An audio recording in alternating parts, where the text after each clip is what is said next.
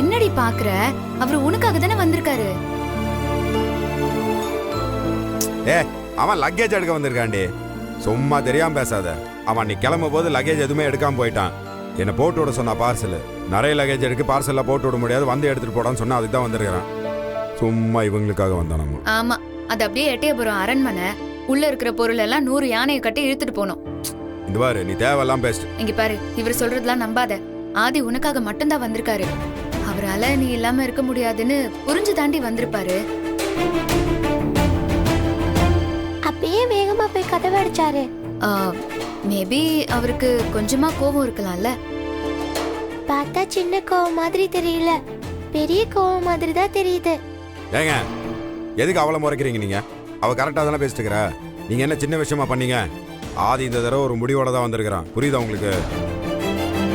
ஏய் ஏய் ப்ளீஸ் டா, கொஞ்சம் சைலண்டா இரு. எதுக்கடி அமைதியா இருக்கணும்? பாரதி, இங்க பாரு, இப்படியே உட்காந்துட்டு இருக்காம நீ போய் அவர்கிட்ட பேசு போ. என்ன பேச போறாங்க?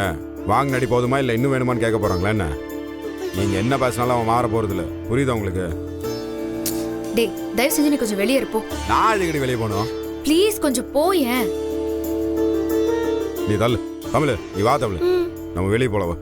எந்திரு. இவங்களுக்கு நடுவில் இருந்தா நம்ம பைத்தியம் தான் ஆகும். நீ வா.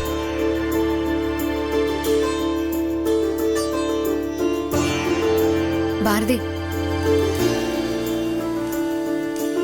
ஏய் என்னடி யோசிச்சுட்டு இருக்க? போய் அவர்கிட்ட பேசலாம்ல. என்னடி பேசுறது? எப்படி பேசுறது? நடந்ததுக்கு முதல்ல சாரி கேளு. அதுக்கப்புறம் அவர் என்ன சொல்றாருன்னு பார்த்துட்டு அதுக்கப்புறம் நடந்த எல்லாத்தையுமே பேசி எல்லாத்தையும் புரிய வை. கொடுமையை பாத்தியாடி? மன்னிப்பு வாங்க வேண்டிய இடத்துல இருக்கிற ஆதிக்கிட்ட நான் போய் மன்னிப்பு கேட்க வேண்டியதா இருக்கு. அன்னைக்கு நான் செஞ்ச ஒரே ஒரு சின்ன தப்பால அவர் செஞ்ச எல்லாமே சரின்னு ஆயிடுச்சுல. என்னால உன்னை புரிஞ்சுக்கவே முடியல. இப்பதான் ஆதி வந்து பேசலன்னு உட்காந்து அழுதுட்டு இருந்த. சரி போய் நீயே பேசுன்னு சொன்னா பழசெல்லாம் பேசி பிரச்சனையை ஆரம்பிக்க பாக்குற. உன் மனசுல என்ன இருக்குன்னு தெளிவா சொல்லு. எனக்கு அப்பதானே புரியும் உனக்கு ஆதி வேணுமா இல்ல வேணாமா.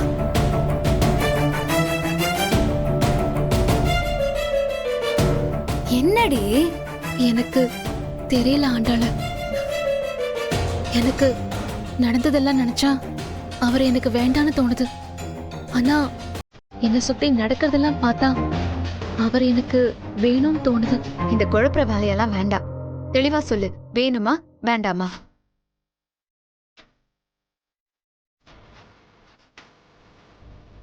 அன்னைக்கு சாமி கிட்ட சீட்டு போட்டு பாக்குற வரைக்கும் எனக்கு அவரை வேண்டாம் தான் இருந்தேன். ஆனா ஒன்னு சேர்ந்து வாழணும்னு சாமியே சொல்லும் போது என்னால எப்படி மறக்க முடியும்? அப்போ ஆதி உனக்கு வேணும், அப்படிதானே? ஹே, அப்ப நீ யோசிக்கவே செய்யாதடி. உடனே போய் ஆதி கிட்ட பேசு போ. நீ பேசுறதுக்காக தான் ஆதி வெயிட் பண்ணிட்டு இருப்பாரு. நீ பேசணும்னு வச்சுக்கோ, கண்டிப்பா அவர் ஏத்துப்பாரு. போய் பேசு போ. ஏய், இந்த விஷயத்துல நீ யோசிக்கவே யோசிக்காத. நீ போய் பேசு.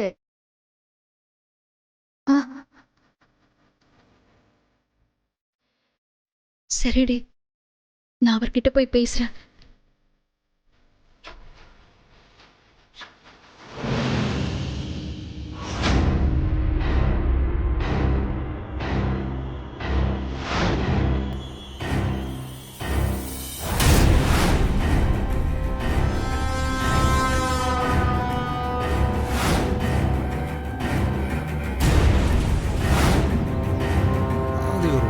ஏங்க ஃபோன்.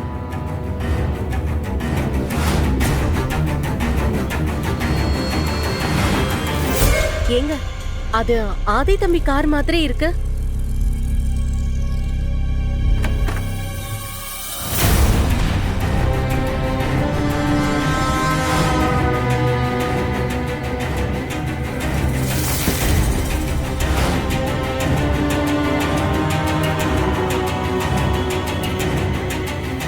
எம்புட்டு தைரியம் இருந்தா திரும்ப வந்து நிப்பான். இன்னைக்கு ஒரு நிமிஷம் அவசரப்படாதீங்க. பாரதி ஆதி கூட சேர்ந்து வாழணும்னு முடிவு பண்ணிருக்கா.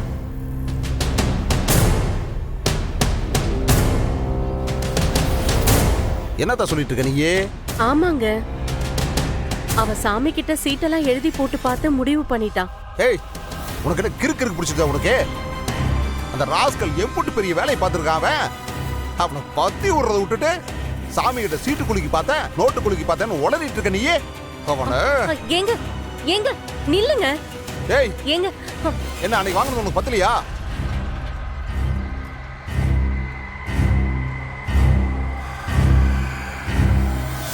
ஏலே, உன்னதாட கேட்டுட்டு இருக்க. இப்ப எதுக்குள்ள திரும்பி வந்த நீயே?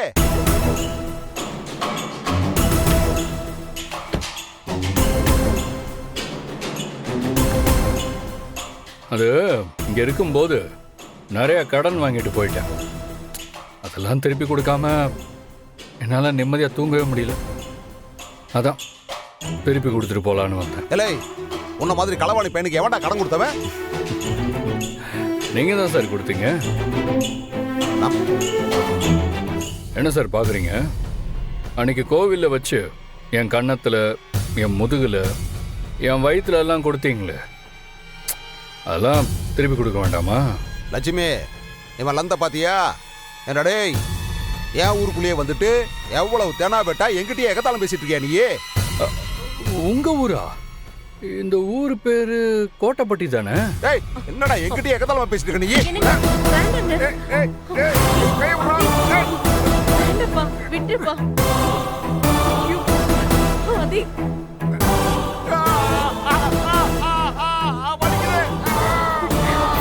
ஆதி வேண்டாம் ஆதி, விட்டு.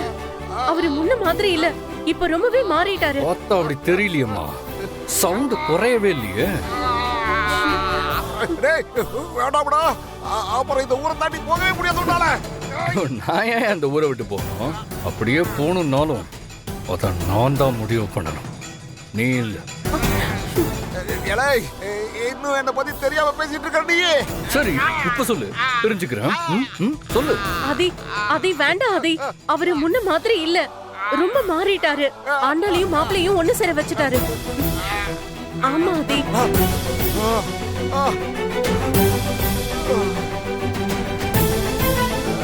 அப்படியா? ஆமாப்பா, அவரு மனசு மாறி ரெண்டு பேரையும் ஒண்ணு சேர்த்து வச்சுட்டாரு. அழகருக்காக உங்களை சும்மா விடுறேன். இனிமே என்கிட்ட வந்து கை நீட்டுறது, சவுண்டு விடுறது, இந்த மாதிரி எந்த வேலையும் வச்சுக்காதீங்க. அப்புறம் ஆதி ஆதியா இருக்க மாட்டான். ஏலே, இம்புட்டு தூரம் பேசுறவன் அன்னைக்கு எதுக்குடா அம்புட்டு அடி என்கிட்ட வாங்கினவன்? அன்னைக்கு பாரதி என்ன வேண்டான்னு சொன்னதும், நான் கட்டின தாலியை கேட்டுவேன்னு சொன்னதும் என்ன ஒரு மாதிரியா கிடைச்சு. அதனால தான் நீங்க என்ன அடிக்கும்போது அமைதியா இருந்தேன். ஆனா அதே காரணமா வச்சு இன்னொரு தடவை கையை நீட்டணும்னு நினைக்காதீங்க. அது உங்களுக்கும் நல்லதில்ல, எனக்கும் நல்லதில்ல. இதை பாருப்பா தம்பி, உனக்கும் பொண்டாட்டிக்கு நடுவுல நான் இதுக்குப்பா தலையிட போறேன்? இனி நீயாச்சு, உன் பொஞ்சாதியாச்சு. இனிமே இந்த விஷயத்துல நான் தலையிட போறதில்ல. லட்சுமி, நான் போய் சின்ராசை பார்த்துட்டு வந்துடுறேன். எப்படியாவது போகட்டும், போன கொடு.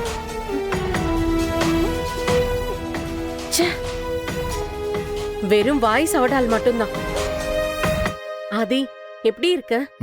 இருக்கேன். நீ திரும்ப வந்துருவேன்னு எனக்கு தெரியும் ஆதி. ஏன்னா உனக்கும் பாரதிக்கும் போட்டு முடிச்சு, அந்த ஆண்டவன் போட்டு முடிச்சு. இங்க பாருங்கம்மா, எனக்கு உங்களை ரொம்ப பிடிக்கும்.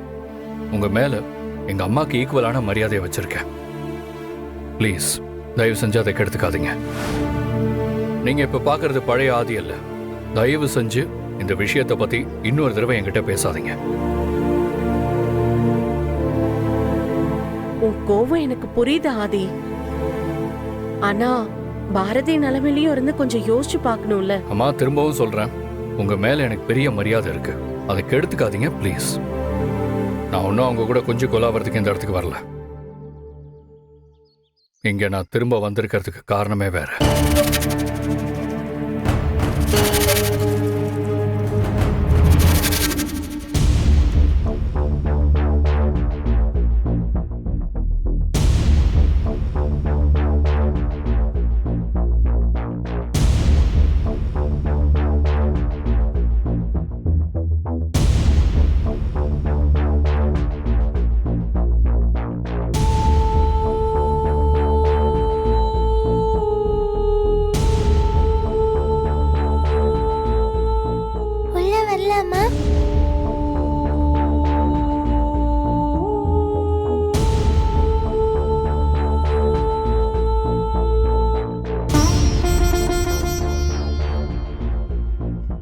உங்ககிட்ட பேசலாமா? ம் ஹாய் தமிழ், பேசுங்க. நீங்க எங்க மேல கோவமா இருக்கீங்களா? எனக்கு என் தமிழ் மேலே எப்போவுமே கோபம் வராது. நீங்க எங்க மேல கோவமா இருக்கீங்களான்னு கேட்டேன். நமக்கு சம்பந்தம் இல்லாதவங்க மேலே கோவப்படுறதுக்கு நமக்கு உரிமை இல்லையே தமிழ்.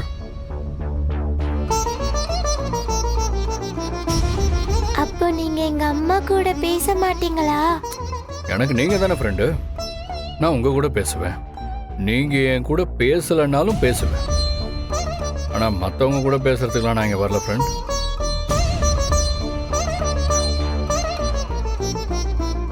எங்க அம்மா ஃபீல் பண்றாங்க ஃப்ரெண்ட். உங்கள் அம்மாவால் நான் ரொம்பவே ஃபீல் பண்ணிட்டேன். அப்புறம் ஏன் இங்க திரும்பி வந்தீங்க?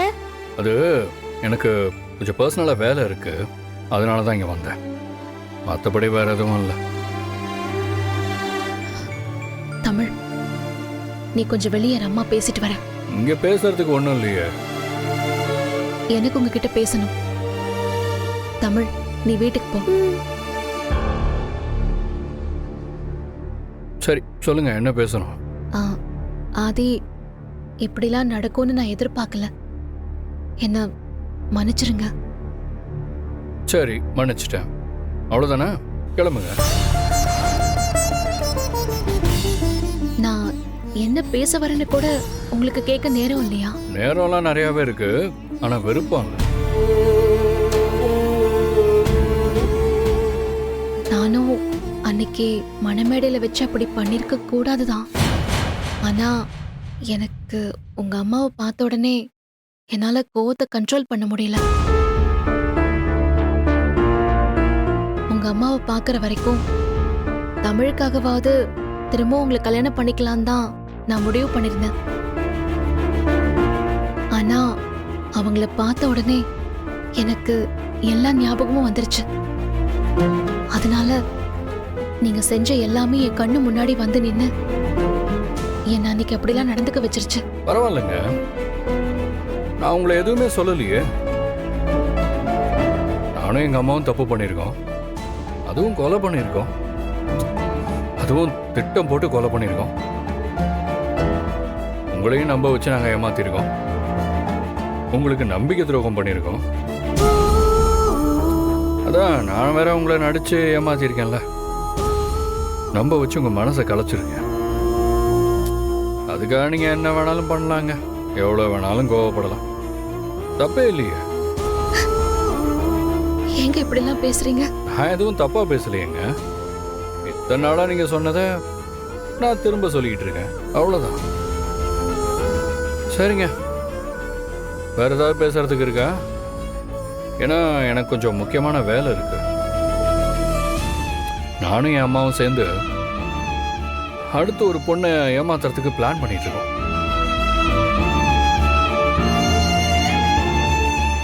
ஏங்க ஏன் இப்படி வார்த்தையால கொல்றீங்க? நீங்க என்ன கொன்னதை விடவா, நீங்க என்ன அப்படியே முழுசா நிக்க வச்சு உயிரை மட்டும் அப்படியே தனியா உருவி எடுத்தீங்களே, அதை விடவா இது, அதை விடவா இது பெரிய வழியா இருக்க போகுது. ஆனா அதுக்கு தான் நான் உங்ககிட்ட மன்னிப்பு கேட்கிறேன். நான் எத்தனை தடவை உங்ககிட்ட மன்னிப்பு கேட்டிருப்பேன், அதுவும் நான் செய்யாத தப்புக்கு. இங்க வலியும் வேதனையும் எல்லாருக்குமே ஒண்ணுதாங்க. ஆம்பளை வலி பொம்பளை வலின்னு தனித்தனியா எதுவும் இல்லை. நான் உங்களை அடிச்சாலும் வலிக்கும், நீங்க என்ன அடிச்சாலும் வலிக்கும். இப்ப நான் என்ன பண்ணணும் நீங்க நினைக்கிறீங்க? அதை சொல்றதுக்கு எனக்கு எந்த உரிமையும் இல்லையே. என்ன பொறுத்த வரைக்கும் அன்னைக்கு நான் கட்டின தாலிய கட்டிட்டு போன்னு சொன்னீங்கல்ல, அன்னைக்கே நான் செத்துட்டேன். அந்த நிமிஷமே என் பொண்டாட்டி பாரதியும் செத்துட்டாங்க. இப்ப நான் பேசிட்டு இருக்கிறது என்னோட ஃப்ரெண்ட் அழகரோட வைஃப் ஆண்டாளோட ஃப்ரெண்டு பாரதி கிட்ட.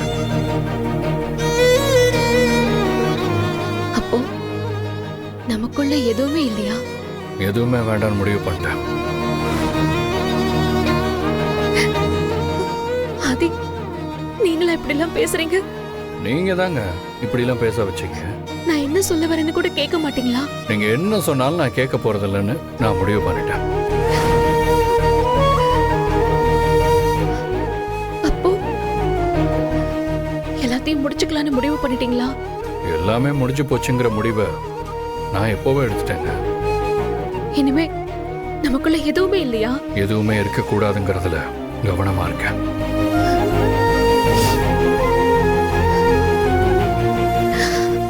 இங்க பாருங்க, நான் முடிவா கேக்குறேன். உங்களுக்கு நான் வேண்டாமா?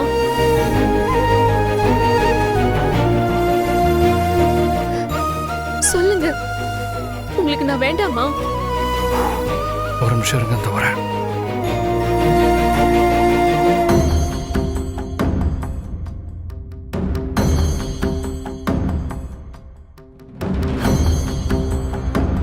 இந்தாங்க பாரதி, நீங்க கேட்ட கேள்விக்கும் நான் இங்க திரும்பி வந்ததுக்கும் என்ன காரணம்னு இது உங்களுக்கு சொல்லும். இந்தாங்க.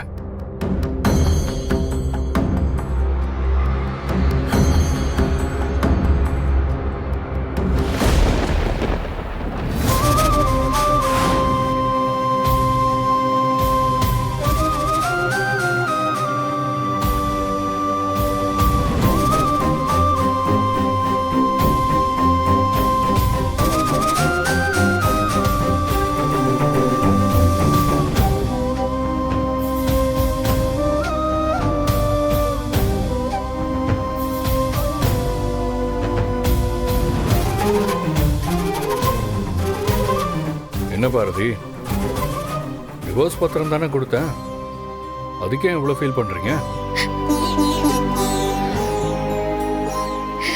இப்ப எதுக்கு அழறீங்க? அன்னைக்கு நீங்க தானே நான் கட்டின தாலி உங்க கழுத்துல இருக்கக்கூடாதுன்னு சொன்னீங்க. வெறும் தாலியை காட்டிட்டா மட்டும் நமக்குள்ள இருக்கிற உறவு முடிஞ்சு போயிடுமா? அதான் சட்டப்படி எல்லாத்தையும் பண்ணிடலான்னு நான் முடிவு பண்ணிட்டேன். முழுசா படிச்சு பாருங்க பாரதி, அதுக்கப்புறமா கையெழுத்து போட்டு கொடுங்க. இல்லைன்னா உங்க சுயநினைவு இல்லாம எழுதி வாங்கின மாதிரி ஆயிடும்.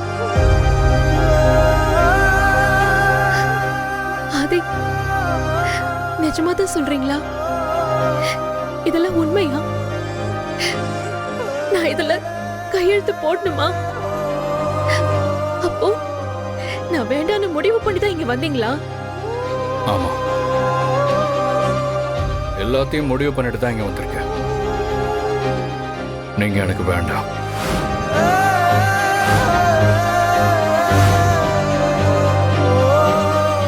எவ்வளவு சீக்கிரம் முடியுமோ அவ்வளவு சீக்கிரம் அதுல கையெழுத்து போட்டு கொடுத்துருங்க. அதுக்கப்புறம் ஆதின்னு ஒருத்தன் உங்க வாழ்க்கையில மட்டும் இல்ல, உங்க நினைப்புலயே இருக்க மாட்டான்.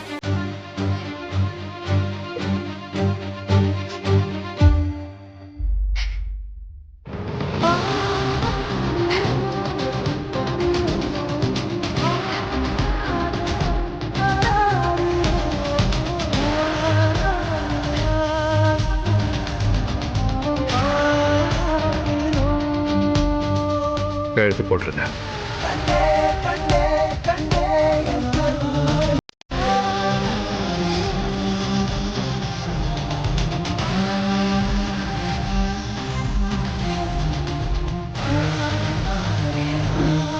நீங்க எனக்கு வேண்டாம்.